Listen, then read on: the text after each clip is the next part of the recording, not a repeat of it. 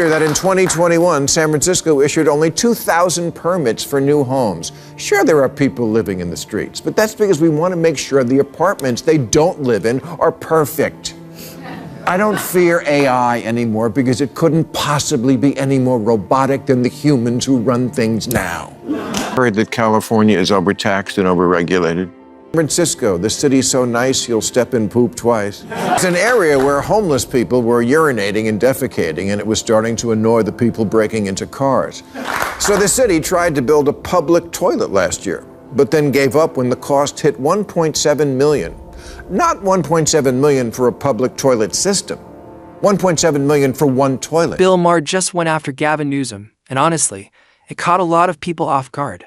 Maher has spent years defending California's leadership, but this time he flipped the script. In a brutal rant, Maher blamed Newsom for running California into the ground, pointing directly at overregulation and crushing taxes as the real problem. The takedown was sharp, sarcastic, and funny, but the message underneath was serious. California isn't drowning by accident. It's being buried under bad policy. So hit subscribe, strap in, and let's break it down. Vast network of regulators, administrators, inspectors, contract reviewers, project managers, fee assessors, special commissioners, zoning officers, and consultants whose jobs seem to be to make sure nothing ever happens and then charge you for it.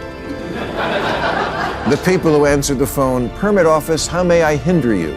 Are zeroed in on California's obsession with creating new agencies, offices, and task forces that seem to exist only on paper. Instead of fixing real problems, the state keeps adding layers of bureaucracy that slow everything down. Anyone who actually lives in California knows how ridiculous it's become. Something as basic as fixing a garage door can turn into a full-blown bureaucratic nightmare. You might need multiple permits, inspections, fees, and approvals, all for a simple repair. What should take a few hours can drag on for weeks or even months. Mayor's frustration isn't just about inconvenience. It's about a system that punishes regular people while government keeps growing larger and less effective. Feels like San Francisco is actually proud of being impossible.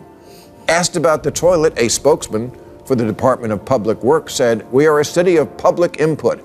Okay, but I'm stepping in public output.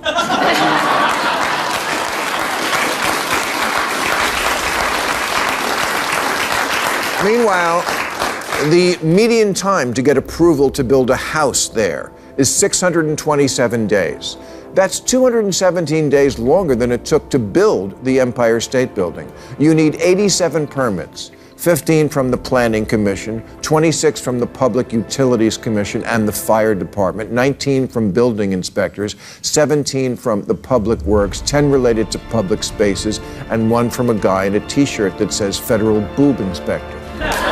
Maher then highlighted the insane permit maze required just to build a house in San Francisco. What should be a straightforward process turns into a bureaucratic endurance test. Before construction even begins, builders must pass environmental reviews, neighborhood hearings, design boards, and endless compliance checks. Every step comes with delays, consultants, and mounting cost. By the time all the permits are approved, developers may have already burned through nearly 80% of their total budget. That's before a single brick is laid.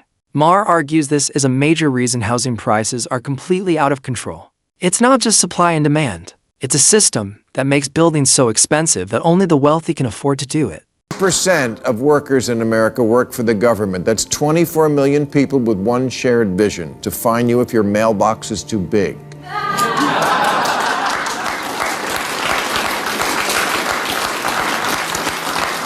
They say a conservative is a liberal who just got mugged, but it could also be a liberal who just got cock-blocked trying to remodel a porch. Oh, yeah. Or got a parking ticket because their car was facing out instead of in. Last year, Wyoming began construction on the largest wind farm in North America that will power 2 million homes in Arizona, Nevada, and California. And to think, it only took 18 years. Not to build it, to approve it.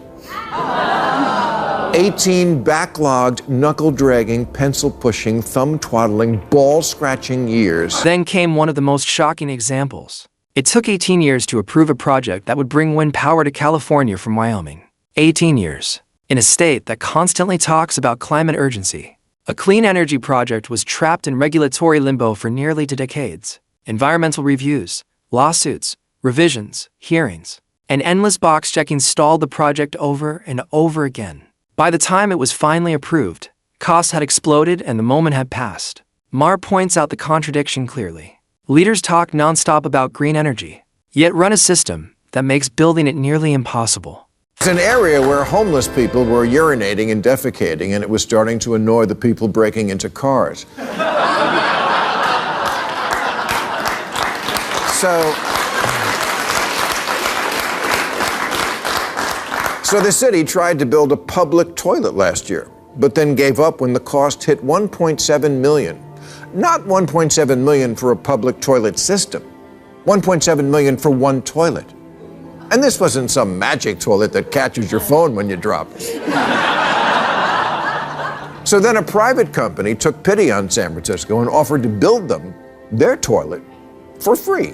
But after, quote, project management, construction management, architecture and engineering fees, permits, civic design review, surveys, contract preparation, and cost estimation, the free toilet was still going to cost almost $1 million. Maher finished by reminding viewers of San Francisco's infamous public toilet disaster. Under Newsom's leadership, what was supposed to be a simple solution to a sanitation problem turned into a masterclass in government failure. Nearly $1 million was spent on consultants, planning, and administrative cost. Committees were formed. Architects were hired. Meetings dragged on endlessly.